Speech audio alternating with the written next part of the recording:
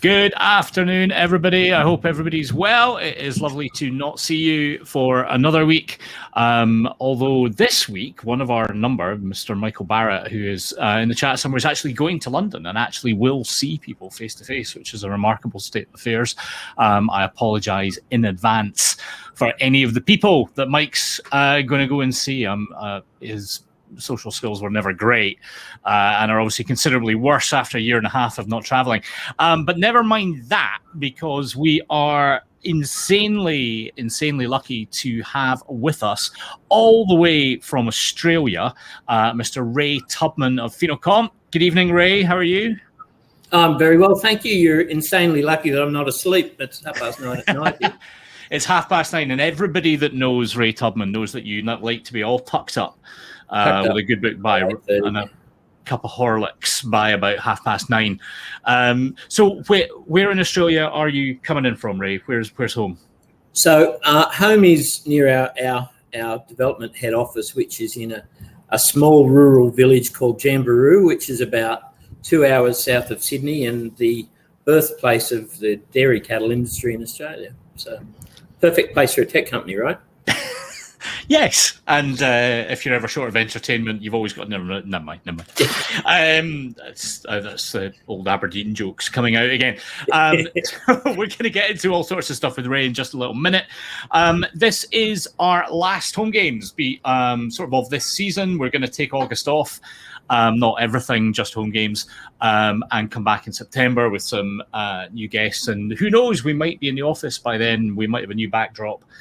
You won't be staring at my guitar amp anymore or any of that kind of stuff, which is great because it means I won't have to keep this room tidy. So we'll see how that goes. Usual rules apply. You can ask anything you like. Ray will do his very, very best to answer. If there's anything he can't answer, he will say pass and move on. For any of you that aren't familiar with this, there's two ways to ask stuff. In the chat, I'll be watching the chat, so you'll see me looking away. I'm not bored or anything. I'm just watching what you're doing to see if there's anything to ask Ray. Or there's an ask a question button at the bottom, and we will see that flip up. It's a very good way of making sure we see your question. The link that I normally post, it turns out, right, after having sat through last week's, which I didn't do, or the one that I didn't do recently, I get mixed up. You actually don't need me to post that link. You can just see it yourself. So there is a little audio-visual issues ? Button. If you're having any, press the button and stuff happens, and usually that sorts it out. So we will we'll go till kind of 1:15, just as we always do. And if there's anything, because sometimes with these, particularly when we get into the technical ones, sometimes there's stuff we just can't answer on it. So if that's the case, we can take stuff away and come back to you and all that kind of thing. There's George coming in swinging early. Hello, George. How you doing? We're going to miss you in August. So that's enough of that. Now, Ray, the business that you run is called Finocomp. Yep. And that is now part of Bravura. We are part of Bravura, have been for getting on towards 2 years, actually. Wow, that's gone fast. It has gone fast. It has gone fast, though not for Bravura, I'm sure. It does go when you're having a good time, they say. I don't know. I've never had one. It's news to me. Most people, I think, will have a pretty good appreciation of what Bravura does, but Finocomp, I suspect they'll have read some bits and bobs here and there, but might not be totally up to speed. So free hit, man. Just get us up to speed with what it is you do, and then we're going to dive into one or two things, which we have prepared in advance. All right. Thank you. Yeah, Finocomp is a business that we started about 6 years ago now, just a bit over 6 years ago. And what we started with was a plan to start an approach towards introducing a technology called microservices into the wealth management industry. And we focused purely on the UK market because it's a market that I've been involved with for many years. But our core development centres out here in Australia and all of our clients are there in the United Kingdom. We have a team on the ground there. And, microservices sounds all techie, which I guess it is, but it's a way of building software, and it's a way of building software that's, I guess, dramatically different to the traditional ways of building software. And it's all about building software in small bite-sized components that do an individual task, and it comes with a whole bunch of technology, and really it's all about automation. So it's about automatically testing that functionality, automatically deploying, automatically monitoring, and it is an approach that all the tech cool kids in town have used. The eBay, Amazon, Uber, Netflix, you name them, and it's a way that they get massive scale, massive quality, and massive flexibility. And we've all seen the traditional enterprise, huge, what I call monolithic bits of software that traditionally are released maybe twice a year, and then there's a 3-month testing cycle before you put something into production. And it's just literally so big that it takes that long to do. But with microservices, we're able to, every time our developers build something, they also build automatic tests, so we don't have a big team of testers. Every time they check something into the core repository, everything automatically compiles, and each of our microservices have thousands of automatic tests that run through. And for me, that ensures quality, and that ensures that for us that we can sell smaller items of functionality. But there's many, many more benefits, but fundamentally that's what we do. We're a software company, and we bring this new architecture and technology into the wealth management space. Okay, that's cool. So, and believe it, your robot is getting a little bit of love in the chat, by the way. I've got a serious question to ask whether somebody has correctly identified it, I think, as the Lost in Space robot. Or B9, as he's referred to in the technical manuals. Yeah, absolutely. And it says, hope the tech you're involved with, Ray, is a bit more up to date, says Matthew. I don't know which Matthew it is, but let's hope so. It was the robot B9 that made me want to get into tech in the first place. And, it was mainly for the flashing lights and reels that turned around. But, it's been a massive disappointment ever since, if I'm honest.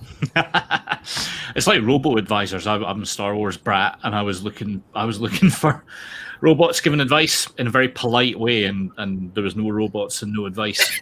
So basically very poor. And John makes the same joke there. In fact, it may have been John that spurred me on to make that joke. Sorry, John. Okay, listen. So we're going to try and kind of walk the line in this chat between getting so techie that the advisors, is the majority of people who are here, are like, I didn't ask for a seminar. Actually getting in. But let's talk about how the UK platform market has developed, because the fact that you're trying to inject this kind of way of doing things into it suggests obviously that it's not doing that at the moment.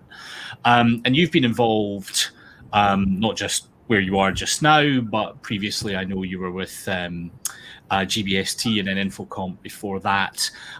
So you've been around a bit in the UK, and you've seen the way things have developed. So tell us about where we are, and maybe give us your opinion on what was it about the UK that's kind of got us to this point. Why don't we look more like Amazon and Netflix or whatever? So, at this point in time. Look, and I think firstly, yes, I was working in the Australian platform market in the 90s, and I know I don't look that old, Mark. I know that. Take the cap off a minute. We were doing that in the 90s, and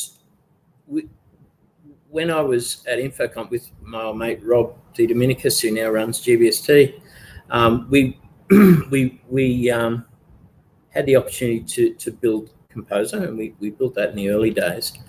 And that was a really good time. That was about 96, 97, I guess, we built Composer. And we managed to get a pretty good market saturation of that product here in Australia.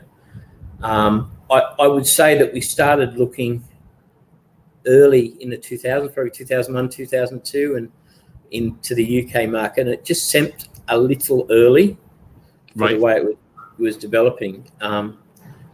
But we really hit it with anger around 2004, 2005 mark, I guess. And at that time, and there'd been various sort of commissions around, selling and financial advice and all the rest of it. And at the end of the day, and Australia was held up as a model to which platforms needed to target in the Australian, aggregation space. So, and I think fundamentally that's why a lot of the main software suppliers are of Antipodean origin. So the likes of, we became part of GBST in 2007. We sold our business into GBST just as we were basically implementing our first client in the UK market. And obviously Bravura also an Australian base, and we were, Infocomp and Bravura were competing back in the 90s here in the Australian market. So, the love goes back a long way. And obviously FNZ, there's a NZ part of that, all from this, from this market where the technology had been used. I think, though, there's a few differences between the markets, and I would say, a lot of aggregation platforms here in Australia still use external custodians. So actually a lot of the parts of the platform are outsourced, right? So whereas I think, there's a few good reasons for that. The fact that in the UK, we can automatically trade on most of the funds, whereas it was still trade by fax here in Australia, or still is in a lot of cases. Really? We haven't had that automation here in Australia. So I would say that with the amount of effort and money that the UK market has ploughed into platforms, I think it is equally as advanced, if not more advanced, than the Australian platform market, is my view. And that kind of makes sense. And we got a bit of history of that, of kind of borrowing things from other people and then hacking them about and doing them our own way and then re-exporting them back. So a little bit of that. And usually when we export stuff, a load of regulation comes with it. So I reckon we've exported a fair bit of RDR for your Royal Commission and various other bits like that. There are absolute global themes, and that's around all those parts of RDR and, all the MiFID type regulations. They're global themes, even though they may be regional. Yeah. At the end of the day, we all follow each other. Yeah, absolutely. At least we're exporting something, right? Right. Scotch whiskey, sectarianism, regulation, heroin, probably something like that. Anyway, that's just the northeast Scotland. But so the market has grown with these big providers. So Bravura, the big three, Bravura, FNZ, GBST, and then there's a bunch of other guys trying to build kind of new things. Transacts obviously always had its own thing, also developed mainly out of Oz, I think. In Australia, yeah, indeed. And guys like Hargreaves and a few others have proprietary systems. But in the main, it's outsourced to these kind of big systems. And so is your contention that these kind of big hulking systems, is that something that is a constraint to us as a market kind of doing better? Or is it that you have those because you need that stuff and then you build things around them? Is that what the kind of game is with these microservices? How does it all kind of slot together? Yeah, so there's a few things that I probably want to pick up on what you just asked then. Well, one is any assumption that it's just hulking big systems in the UK market. It's in all markets, really.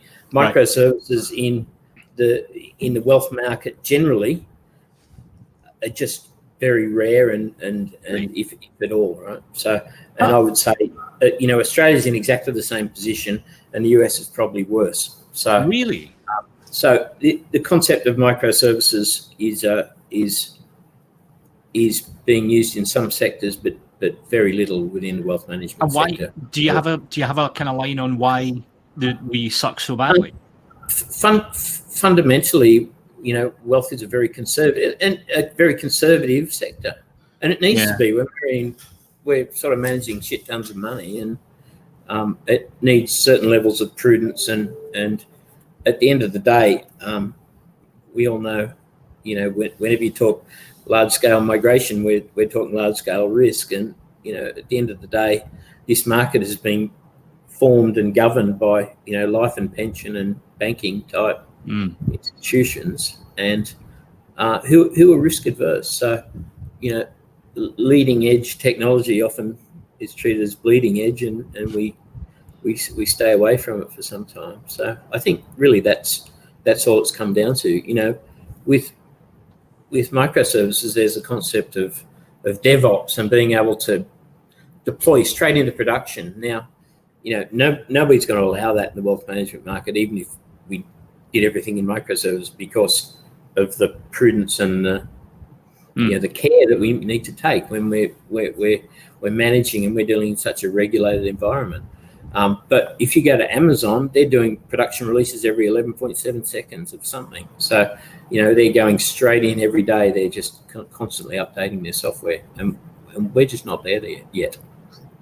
And I think at the end of the chain, right, the advisors are kind of feeling that. So we did a thing the other week, and we asked about responsiveness of platforms to change requests that advisors had asked for. And usually this is kind of admin roadblocks, right, or things they've stubbed their toe on that it might be dumb stuff like could I please have this drop down in a different order because I have to scroll down every time and it's a pain.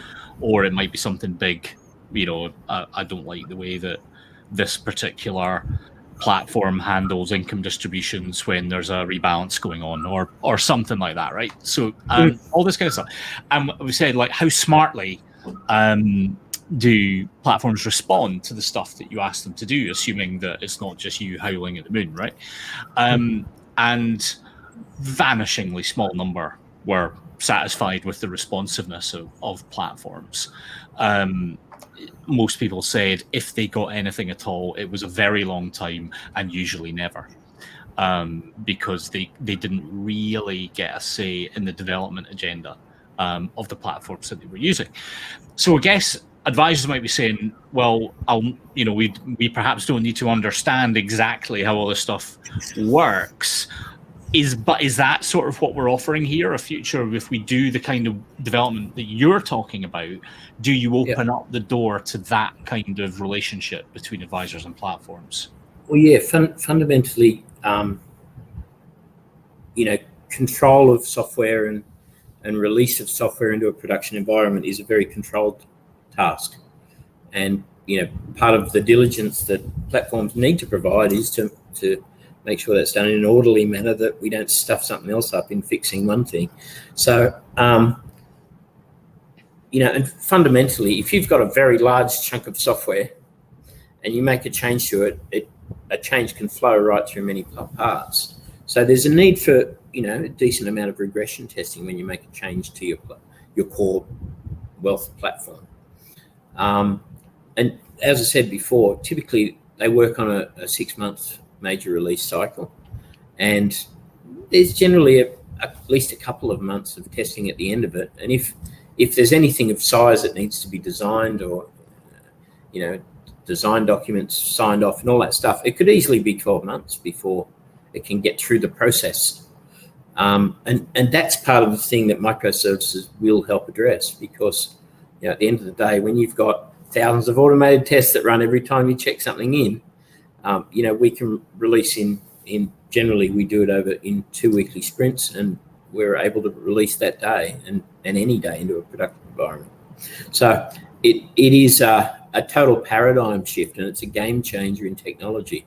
And the only reason all these other systems that have been running, and they're robust and they've been running for years, is because this technology and the architecture that helps this technology exist is still fairly new. It's, in the last 5 years, it's really come on board. I mean, it's been around in part, but the technology to really enable it on big scale production environments has really only been there 5-7 years.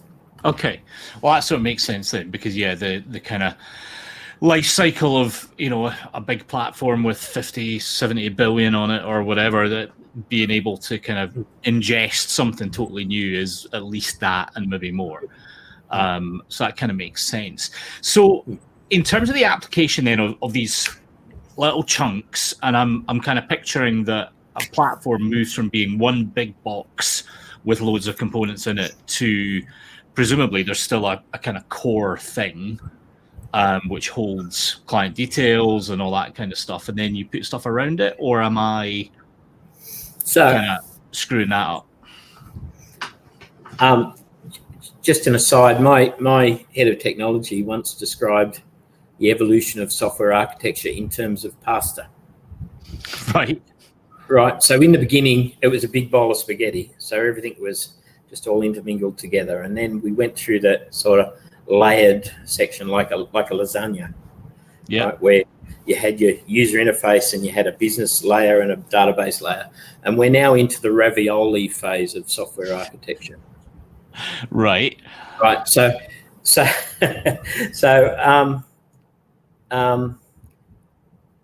now I've lost the question. I went on a tangent, and what am I answering? I think the pasta bit was probably the best we had, actually. But yeah, I enjoyed it. I was saying, like, if people, I'll try and do it in pasta.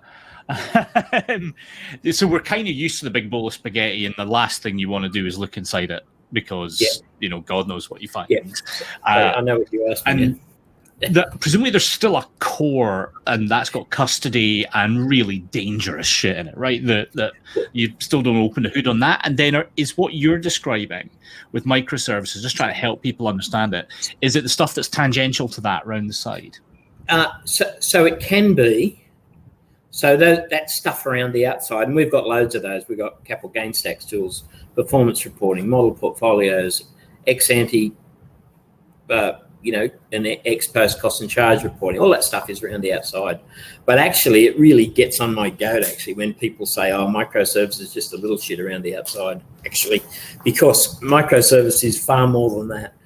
Micro often is treated as a demeaning sort of term, but actually the power is immense. And whilst we do have a lot of that stuff that's around the outside, we, with our Bravura head office, are actively seeking to build a whole suite of that stuff that's in the core as microservices. Right. So we've built aggregated order and disaggregation for external order trading. We're working on making a microservice for distributions. We're doing it for corporate action processing. So actually, we've already got fees and charge calculations as a microservice. We've got asset mastering in the asset universe and all the stuff that hangs off an asset as a microservice. So it doesn't have to be just the stuff around the outside of a big monolithic system. Sorry.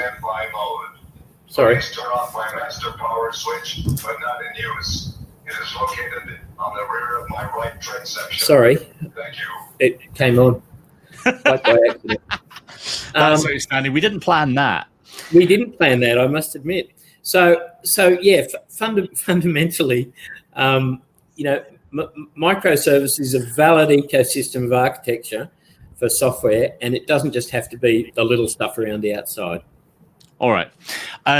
So I'm interested in the sort of practical aspects then. So let's think, you mentioned one there that I thought was bang on for something that advisors didn't want to have to deal with, but then got massively frustrated with when it happened, and that's the MiFID II stuff. Yeah. So the ex-post stuff. So I think I'm putting kind of words in people's mouths, and if advisors want to shine in and say what their frustrations were, but for sure because everybody was doing things slightly differently, they couldn't get one view for their practice, certainly, and oftentimes for one client who might have assets in different places. It was punishingly difficult to put together something consistent and therefore compliant for them. The platform kind of went, done it. There you go. There it is. And presumably the reason that they were wiping their brow and saying, well, glad that's over, is because that they were having to hack into the big bowl of spaghetti at that point. Is that the case? Yeah, so ex post cost and charge was a really, really interesting example, and I guess we saw it as an opportunity because that's the sort of shit we love. It was highly mathematical. It made sense for that to be actually, it's quite process intensive when you really want to drill into all of your holdings and what the rates are for every day, internal within the funds and all the rest of that. We saw that as a great opportunity. A lot of the software packages that do that sort of core custody part just release data to the platforms and said, do it yourself. Right. And we saw that as an opportunity. And we ended up producing nearly 4 million disclosure statements in that first year amongst our various clients and aggregators. So I thought that was fantastic. But that's a classic case actually where we did a lot of work for platforms and wealth management firms in producing those. Yeah. But actually that functionality, and one of the other great things about microservices is its portability. And, the whole wealth management industry got many layers where a lot of things are done at different layers. The Shrek thing happening there is like an onion. The beauty of building these independent components is actually you can use them in different layers. So just all those tools that we do for platforms could equally sit within an advisor firm's office. Yeah. And produce those in the same way. But that actually goes to why microservices are so cool. And that is that actually we took on ex post cost and charge, and we put a user interface in so you can see where it's at every day. We've got ability to, customize your date range because everybody just threw them out there with either calendar year or financial year and consider review years and all that sort of stuff. And we put a lot of love into one product and actually made it a really good solution. Whereas for the big software packages, it was one of those bits on the outside that don't get a lot of love. And at the end of the day, that's the beauty of doing something dedicated for a particular task. You can really focus on it and do it well. So, again, thinking about kind of firms looking into this, saying, okay, well, maybe there is a shift, and there's John from Premium talking about using similar things in their shop, and you've got clients all over the place in the UK are starting to use these kind of things. So that sounds to me like it hints at a future where developments happen quicker. We maybe don't read about £500 million programs so often. I mean, you'd probably love it if they did. Sorry, right? if I got one, I'd love it. That pay for some robots, right? Absolutely. And British bikes, which you were saying is your thing. We might come back to that. But so that's kind of cool. But one of the themes that we talk about a lot on HomeGames is kind of drives from the regulation that you mentioned in the earlier kind of part of this millennium, which is that shift to advisors kind of taking control a lot more. So that came with some regulatory stuff, and it came with commissions dying and all that kind of thing. But what it did was kind of put advisors right in the heart of it and say, if you don't like the shit you're being served, then don't get served it. You're in control. You're closest to the client. Put it together yourselves. You can. And last week's HomeGames was all about that. It was about advisors operating as a platform. And routinely, one of the things that we get into when we're kind of working through with advisory firms and how they're stitching technology together is that they have this kind of inflection point, I suppose, or choice point, which is, look, we either do something bowl of spaghetti-ish, or we do, I don't know, I'm jumping cuisine now, we do tapas. And we've got little bits of everything, and we try and stitch it together because each bit is then best of breed. Yep. And so we get better quality. But that comes with its own overhead in terms of making sure that every little bit kind of reacts well to every other bit. And is there a danger in the kind of architecture you're talking about where we put in Method 2 reporting or whatever, and it's cool as, right? And everyone's really happy with it. But actually, round the back, there's 3 or 4 of these other things. And I guess the kind of kicker to that is if what you're saying becomes widespread and there's lots and lots of providers of these kind of microservices all offering things that are slightly cooler in this bit or not as cool for that bit or whatever else, do we just get back to spaghetti except a different route? Yeah, it's a good question. I guess for me, part of this architecture is this whole move from batch-based to event-based, right? So, in traditional, you get all your balances calculated overnight, and there's this whole end-of-day batch, and things happen in batches, and then they may get sucked into other systems as a way of synchronizing. But with this new technology, there's things like event buses, like products like Kafka and techie stuff that we don't need to talk about here, that actually really help synchronize that and help synchronize multiple components together. And that's really required. That's, if somebody was going to point a downside and try and argue me about downsides of microservice, they'd say, oh, you've got a lot of things you've got to coordinate and manage. But there's a whole layer of technology and infrastructure that helps support that nowadays. Right. And what I would suggest is that, multiple pockets of functionality and software that can all operate together, but they need to be integrated properly and robustly, and really, need to get the right people in the right language. Now, the other thing I would say is I think, this concept of actually being able to pick something up and throw it out and replace it with something else is something that the Guild of Computer Programmers will throw me out for saying this, but is there actually a guild of computer programmers? No, I don't think there is. But can you imagine the parties? Everyone's just sitting very quietly. I know, it'd be awesome. Just looking at their devices. The thing about this sort of architecture is if there are, I think it'd be wonderful to have loads of suppliers providing, because what it does is it keeps software providers honest. At the end of the day, we've got to constantly innovate, improve, and keep our software relevant. And the beauty about microservices and being able to pick and choose which one you use, I think in order for us to get to that stage, and it is where I see the market ending up, but we've got to agree integration patterns. We've got to agree what the components are, and as an industry, but when that happens, I think it actually becomes really powerful, because that actually, I liken it. Have you ever been to a Build-A-Bear workshop? I haven't, but I'm aware of what. I've got a daughter.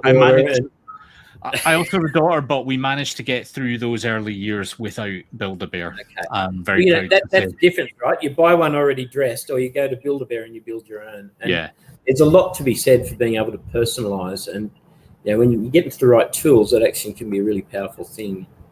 The ability to do that, I think. So so we've got a couple of questions coming in, but before I go to those, I want to clarify my understanding of some of it. So one of the things that I'm excited about in the sector is advisors being able to design their own propositions, right?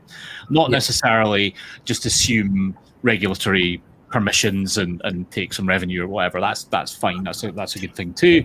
But I love the idea that a firm with the smarts or maybe the scale to do it can say, nah, do you know what? Call that stuff off. We don't want that. We don't want that. We don't want that. We just want it to look like this. And we care about this part and that part and that part. Now we're going to start plugging stuff together and configuring to be able to make it be like we want it to be. And that's really hard, I think, for firms to do still. So is that kind of what we're talking about? Is the end point of this then, if it's not spaghetti because these integration layers start to exist, is the end point then that there's a the barriers lower. There's a democratization so that firms can start to say, well, I don't like the income distribution module that comes built in. I like the one that Finocomp does over here. I'm going to plug Finocomp in for distributions. Yeah, it's an interesting one. This all comes down to where the custody lies, right? Because at the end of the day, things that generate the core transactions have to happen in whoever the entity is that's doing the custody. But fundamentally, yes. I mean, whoever's running the custodianship of these assets, I think the day will come when such processes can be changed and selected. Now, I think there's some that are more logical to want to change than others. I don't, I think there are some things that, are probably, there's not a massive benefit one or the other because they're just simple sort of, integration with the bank or their, very basic sort of processes. But I think some, they definitely could be. I think, things like fees and charges, things like potentially distributions and what you can do with the proceeds of distributions. So I think the day will come, but we've got to get some standardization happening. Well, that was my next question. Is this sounds kind of logical, and in other industries, I'm willing to bet that sensible people, or possibly very dull people, I'm not sure, can sit together and kind of decide some of this stuff and happen. I remember sitting through early kind of standards meetings and integration meetings, and lots of other people. I know Justine's on from Bravura, and I know you were part of a lot of those meetings. Justine and others will have been as well, where we can decide whether, to have tea or coffee or whether it's chocolate biscuits or not, let alone working to common standards to this level, because it was seen as giving away competitive advantage. And you'll be able to see inside my box or my plate of spaghetti, before anybody says anything, and fuck that, right? You're not going to see that. I don't want you to, and so no, and then eventually you just all give up and go for a beer, and nothing gets sorted out. Is the rest of the tech world moving so fast that eventually the wealth management market goes, it's a bit embarrassing, lads, we'd better get, is that kind of what we're saying here, that eventually we just get shamed into sorting integration out? Because every advisor on this call will tell you that integration is one of the biggest bugbears that they have.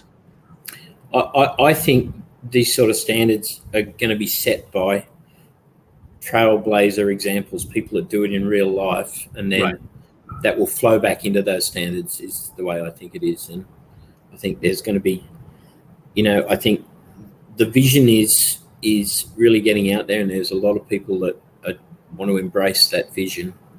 And, we need one big, aggregation play to use that vision. I think it's really going to, set a lot of standards, or at least a straw man. Nice one. All right, let's get a couple of questions here. Phil Chalk, hi Philip, periodically asks us about blockchain. Whenever we talk about technology, and I could go and just read out his question because I don't understand blockchain or NFTs or any of the rest of it, really. But he says, sorry to bang the blockchain drum yet again, but do you, Ray, have any thoughts or opinions on why the platform sector seems reluctant to jump into blockchain use for the transfer of data? Wouldn't this solve so many problems on data and info transfer between companies and platforms for migrations and speed up processes? And is it just a matter of time? Is it inevitable? I think it is inevitable that blockchain will take a presence. I think there's potentially a lot of money to go into development of blockchain solutions, and nobody's quite sure where it's going to land yet. So I think it will happen, but it's going to happen fairly slowly, is my guess. So do you understand it? Like how that works? Blockchain. Do you understand how it works? Yeah, broadly, yeah. Can you explain it in like 1 minute? Oh, well, it's a way of allowing, it's a distributed ledger technology that allows effectively multiple entities to transact without having a central exchange between them. It lets peers interact and transact without having central governing registry. So would there be a kind of classic use case for that in wealth management? Is there something that you would say, well, if you wanted to think about where blockchain might land, where might it land in this sector? Well, I mean, theoretically, every aggregator effectively is an exchange in some regards, and it could be such that individual advisors can transact on individual funds across a blockchain for their clients, potentially.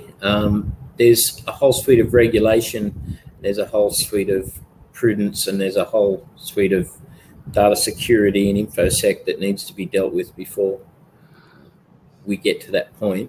And I think that probably has the ability to upset the apple cart in some regards, and there's a lot of people that will have vested interest against doing it, I guess, as well. All right, brilliant. Kevin, I'm not sure if that's Alice Kevin or another Kevin, but hi, Kevin, says kind of classic data quality question, right? This is great. There's a massive dependency on the data that feeds these microservices. Our industry holds a huge host of legacy data that tends to be the downfall on moving forward. How on earth do we clear this up? What's the best way of doing that? Yeah, data is, we have got a whole team that just deal with data. We call them the Fintegrators here. And data is massive and important.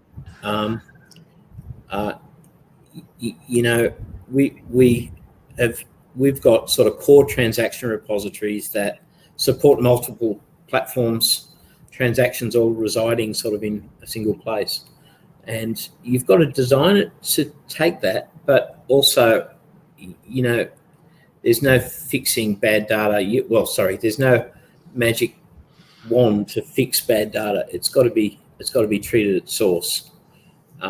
It's a constant issue whenever we look at sort of migrations. And it's not just one client; it's all clients. So there's no magic fix. The only thing we can do is make sure that our data going forward is accurate, that our current position is accurate, and that where there are issues, we've got to constantly build things like reconciliations into the software. It's got to be self-reconciling and self-correcting where possible.